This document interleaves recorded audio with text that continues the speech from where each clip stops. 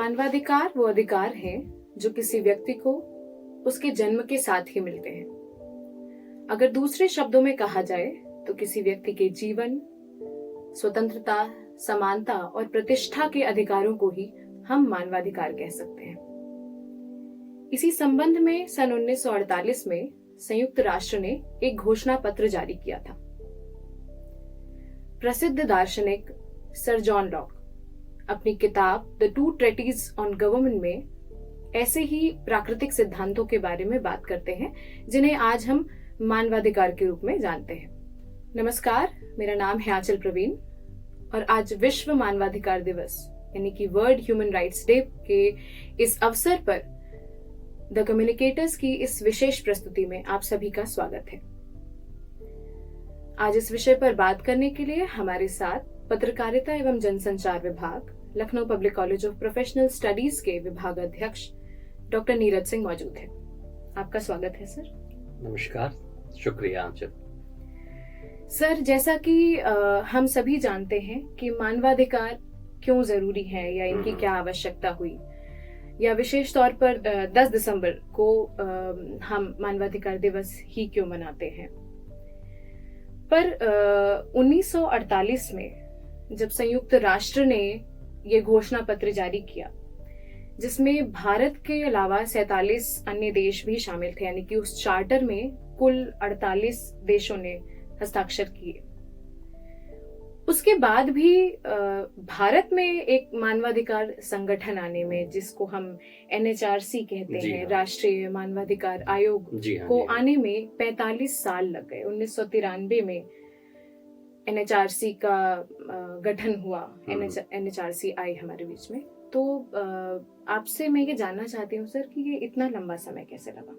जैसा कि आंचल आपने अपनी शुरुआती बातचीत में इस बात का जिक्र किया है कि हम प्राकृतिक न्याय या फिर नैसर्गिक न्याय की समझते हैं, और उस चार्टर में जो 1948 में हस्ताक्षर हुए थे जिसमें, और शुरुआती ही समय था, मुझे लगता है कि वो जब संयुक्त राष्ट्र का गठन हो रहा था 45, और उसके बाद में ये सारी की सारी चीजें, भारत भी उसमें शामिल था और भारत ने भी एक सदस्य के तौर पर उस जो मसौदा था उस पर अपनी सहमति दी थी।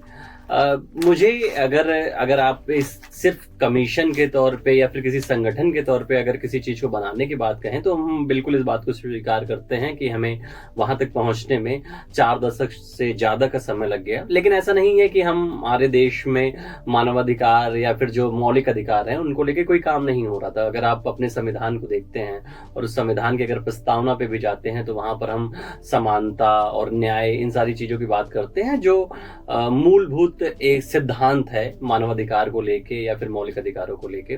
और हमारे जो संविधान का जो तीसरा हिस्सा है, जो भाग 3 है, और उसमें भी जो अनुच्छेद 12 से लेकर 35 तक है, वो सारा का सारा इन्हीं अधिकारों को लेकर है, जिसमें हम समानता की, स्वतंत्रता की, जीवन की, मौलिक अधिकारों की बात करते हैं। बातचीत की स्वतंत्रता है उसमें हमारे अपराधियों को लेकर स्वतंत्रता है, उसमें शिक्षा को लेकर स्वतंत्रता है। ये सारी की सारी चीजें हमारे उसमें आता है। सिर्फ कमीशन के तौर पे मैं जरूर मानता हूँ थोड़ा सा समय लग गया। इसके पीछे कुछ कारण है। देखिए, भारत 47 में आजाद हुआ और जो हमें आजादी मिली है उसकी एक पार्टीशन के बाद में देश के ऐसे हालात नहीं थे कि हम सारी चीजों को, बड़ी भारी कीमत चुकाई। बिल्कुल हमने एक बड़ी भारी कीमत चुकाई है। देश के पहले चुनाव 1951-52 के दरमियान हुए हैं और फिर देश में लगातार युद्धों का दौर रहा है, चाहे वो पाकिस्तान के साथ में रहा हो, चाहे वो चाइना के साथ में रहा हो। 1971 का बहुत बड़ा भीषण युद्ध है, और फिर बांग्लादेश का जन्म हुआ, और कुछ राजनीतिक कारणों के से 75 में इमरजेंसी भी आई, और फिर देश में जो हमारी तत्कालीन प्रधानमंत्री थी उनकी हत्या हुई, और कई सारी ऐसी चीजें, घटनाएं हो रही थी। तो मुझे लगता है कि शायद मानवाधिकार के कमीशन को बनाने के लेकर ऐसी चीजें नहीं हो सकी। एक यहाँ पर मैं ऐतिहासिक रूप पे और आपको कुछ बताना चाहूंगा कि सन 72 के आसपास हमारे पास में एक कमीशन इस तरीके का आ गया था, और जिसको संसद में, जिसके ऊपर बातचीत भी हुई थी और लोगों ने ध्वनिमत से इसको प्रस्ताव को भी पारित किया था।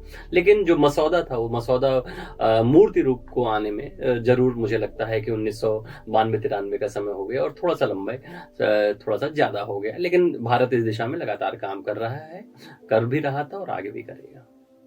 तो आप मानते हैं कि भले ही हमारे पास एक आयोग नहीं था, एक संगठन नहीं था, लेकिन हमने जिस तरीके का अपना संविधान तैयार किया है, तो हमारे पास हर तरीके की अधिकार, जो हमारे मौलिक अधिकार होते हैं, उनकी आजादी है।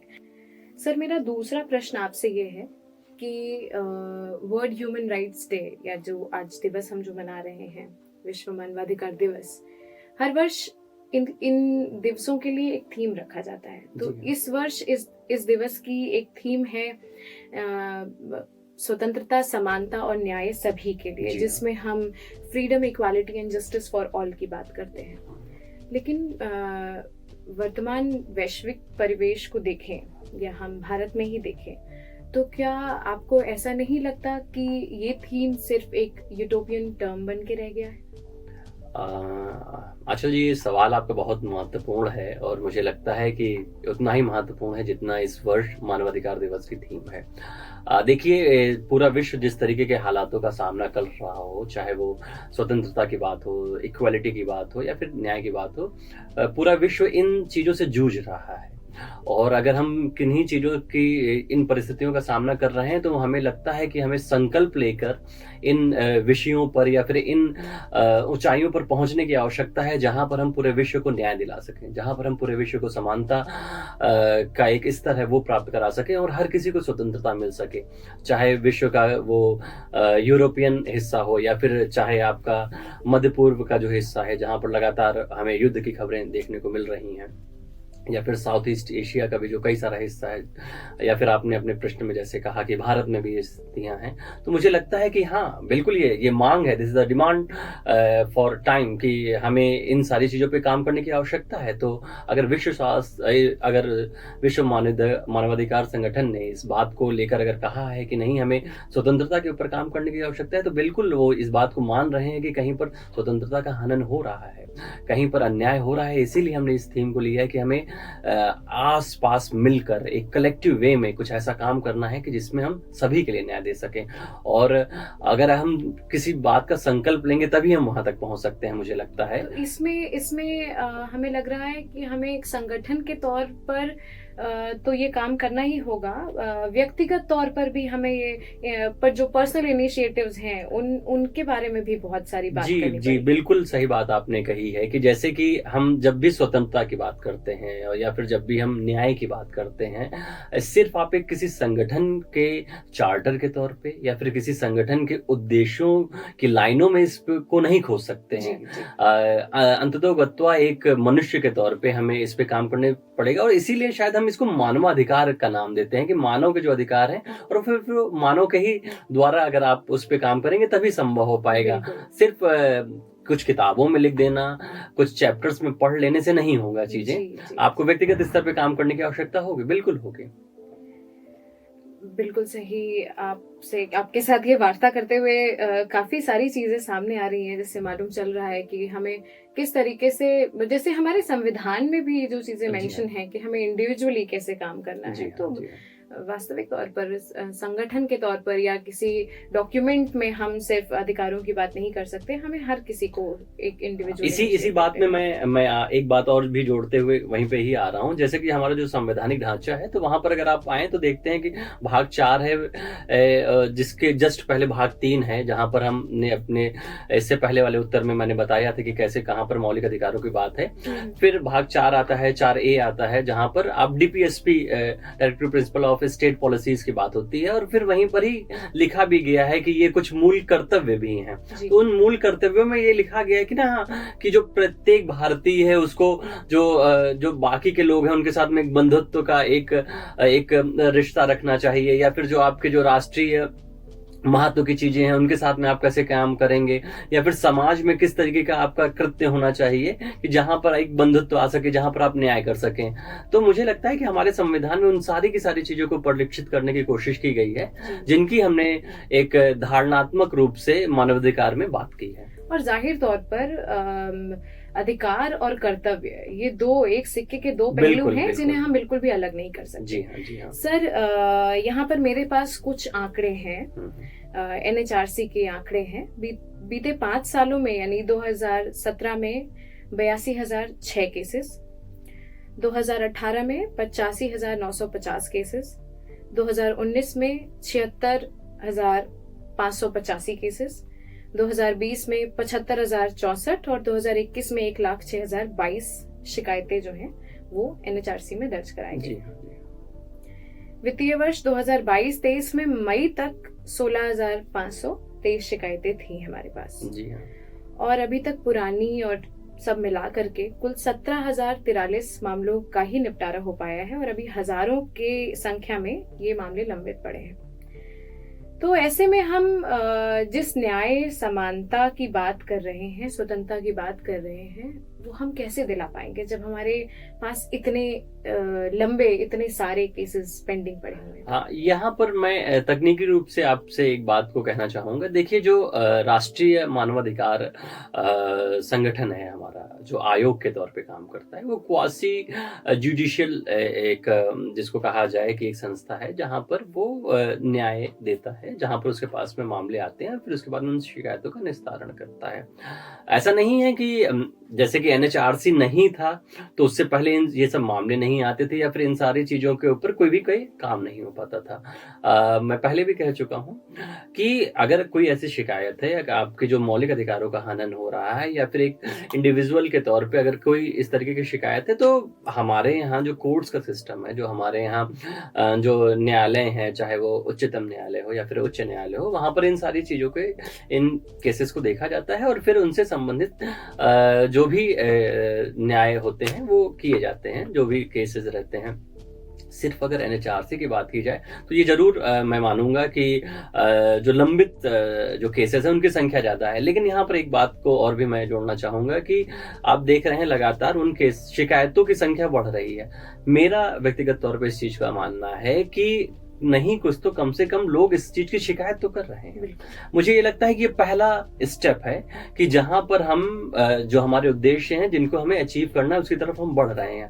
अगर शिकायतें ही नहीं होंगी, अगर इस तरीके की बातें ही अगर हमारे सामने नहीं आएंगी, तो मुझे नहीं लगता है कि हम वहां तक चीजों को अचीव कर पाएंगे। और जिस तरीके से भारत जो 140 करोड़ जहाँ की आबादी है, जहां पर भिन्न भिन्न मत के लोग हैं, जहां पर भाषा और पहनावे से लेकर खान पान हर चीज में असमानता है और एक देश के तौर पे हम लोग रह रहे हैं, इस तरीके की शिकायतें होंगी। और चूंकि हमारा एक सेटअप बहुत बड़ा है, हम प्रशासनिक दृष्टि से कहें या फिर जनसंख्या के तौर पे देखें, हम एक बहुत बड़े राज्य के तौर पे हैं, तो वहां पर इस तरीके की शिकायतें आ रही हैं, शिकायतें पहुंच रही हैं, ये अच्छी बात है।